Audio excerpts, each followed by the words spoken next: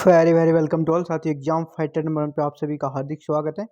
साथियों, UPHESC Uttar Pradesh higher education service commission जो कि उत्तर प्रदेश में असिस्टेंट प्रोफेसर की भर्ती करती है, उसी से रिलेटेड एक महत्वपूर्ण इन्फॉर्मेशन सामने आ रही है। और ये इन्फॉर्मेशन किसी भी मामले में अच्छी नहीं कही जाएगी, क्योंकि इस इन्फॉर्मेशन से ये बात निकल कर आ रही है कि यूपीएचएससी एक तरह से बुरी तरह फंसते जा रही है। और इसके फंसने के कारण और जिस प्रकार यूपीएचएससी पर एक से बढ़कर एक समस्याएं आने लगी है, और इससे ये लग रहा है कि अब विज्ञापन संख्या 51 का क्या होगा, क्योंकि यूपीएचएससी अपने पुराने कार्यों में ही इस प्रकार से उलझ गई है। अब वो विज्ञापन संख्या 51 को क्या करेगी। देखिए, संशोधित रिजल्ट आया था 4 विषयों का विज्ञापन संख्या 50 को लेकर। और भी विषयों का भी रिजल्ट आना है, और भी विषय पे याचिकाएं दायर की गई है, उसके बारे में भी संशोधित रिजल्ट से संबंधित जजमेंट भी होना है। और इसी बीच जिन 4 विषयों के अंतिम परिणाम आ गए और जो पहले से चयनित अभ्यर्थी थे उन्हें बाहर कर दिया गया और कुछ नए अभ्यर्थियों को ज्वाइनिंग दे दिया गया। इसमें क्या हो रहा है कि जो जॉब में थे उसे जॉब से बाहर कर दिया गया, असिस्टेंट प्रोफेसर पद से हटा दिया गया, क्योंकि नए मेरिट में वो नहीं आ पाए। अब उन लोगों ने एक नया बखेड़ा खड़ा किया है।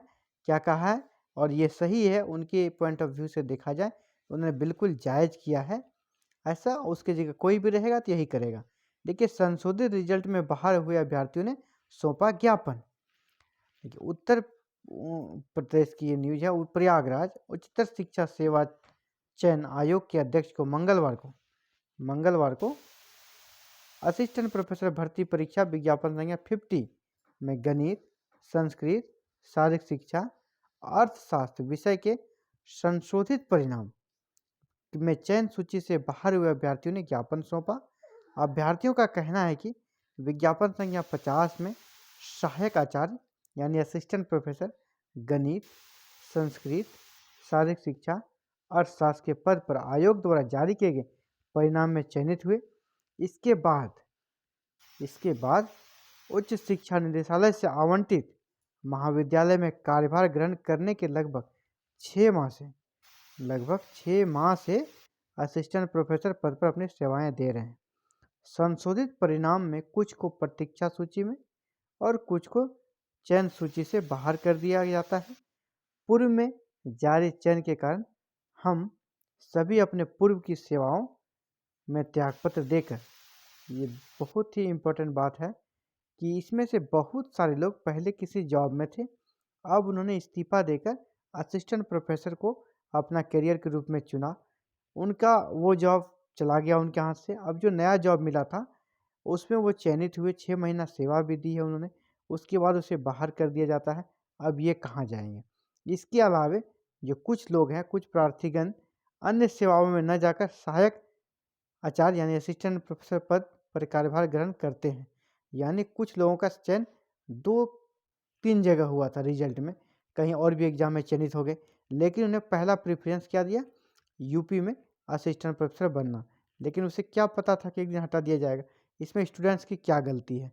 और साथ ही इस बात में इसलिए भी दम है साथियों कि हाल ही में झारखंड में भी जो हाई स्कूल टीचर थे, नियमावली को लेकर उनकी नियुक्ति को रद्द कर दिया गया था। लेकिन जब वो मामला सुप्रीम कोर्ट पहुंचा तो सुप्रीम कोर्ट में भी यही कारण दिया गया था, वहाँ याचिकाकर्ताओं ने दिया था कि वो पूर्व की सेवाओं को त्यागपत्र देकर यहाँ पहुँचे हैं। अब इस सेवा में से अगर उसे निकाल दिया जाता है इतने दिनों बाद, तो वो बेरोजगार हो जाएंगे, उसे रोड पे आना पड़ेगा। उनके सामने क्या ऑप्शन बनता है।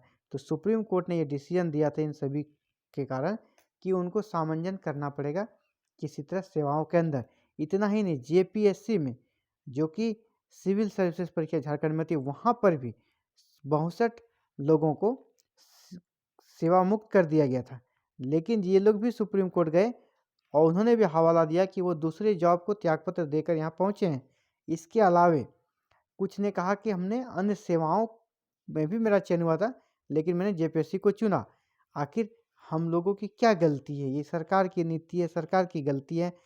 अब बीच में तो हम उलझ रहे हैं, हमारे हम बेरोजगार हो गए, अपने जॉब को छोड़ के आए हुए हैं, मेरे लिए क्या सोल्यूशन हो। तो सुप्रीम कोर्ट ने भी इन 62 अफसरों के पक्ष में डिसीजन दिया और सरकार को उसे सामंजन करने का निर्देश दिया कि आप अपने सेवा केंद्र के से कहीं एडजस्ट करें। तो यानी सुप्रीम कोर्ट का जो हालिया डिसीजन है उसको देखते हुए ये जो अभ्यर्थी हैं इन्होंने जो ज्ञापन सौंपा है, और अगर ये सुप्रीम कोर्ट जाते हैं उन्हें भी सेवा में रहने का मौका मिल सकता है हालिया डिसीजन के आधार पर। तो साथियों, ये इम्पोर्टेंट अपडेट्स आने के बाद ऐसा लगता है कि विज्ञापन संख्या 50 को पूरा करते करते ही यूपीएससी का दम निकल रहा है। अब वो गले की हड्डी बन रही है, अब उसे न खाने बनता है न निगलने बन रहा है। तो अब वो आगे क्या करेगी, इसीलिए आगे उनका जो सबसे पहला काम है विज्ञापन संख्या 51 का एग्ज़ाम डेट जल्द से जल्द निकालना। लेकिन इन परिस्थितियों के कारण वो एग्ज़ाम डेट निकालने की भी स्थिति में नहीं है, क्योंकि समस्या और से ज़्यादा उलझती जा रही है। साथियों, अब आने वाला जो एक सप्ताह है जनवरी का, वो काफ़ी क्रूशियल समय है और काफ़ी इम्पोर्टेंट समय है। इसमें यूपीएससी क्या कदम उठाती है, इसके बाद हम लोग जान पाएंगे आगे क्या होगा। और जिस प्रकार की अपडेट्स आ रही है कि अभी बहुत ही फूक फूक कर यूपीएससी कदम उठा रही है, तो आने वाला जैसे कहा कि जनवरी का फर्स्ट वीक काफ़ी इम्पोर्टेंट है, देखिए क्या होता है। लेट्स होप हम लोग आगे देखेंगे क्या होता है। फिर जैसे भी कोई अपडेट्स आती है मैं आप सभी के बीच पुनः एक शानदार वीडियो के साथ उपलब्ध हो जाऊंगा।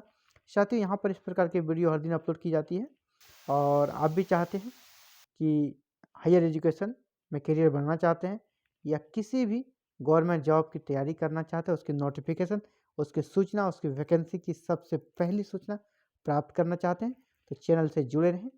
चैनल से जुड़ने के लिए एक ही माध्यम है, चैनल को सब्सक्राइब करें, बेल आइकन को प्रेस करें। वीडियो पसंद आ रही हो तो इसे जरूर से लाइक करें, दोस्तों को भी शेयर करें।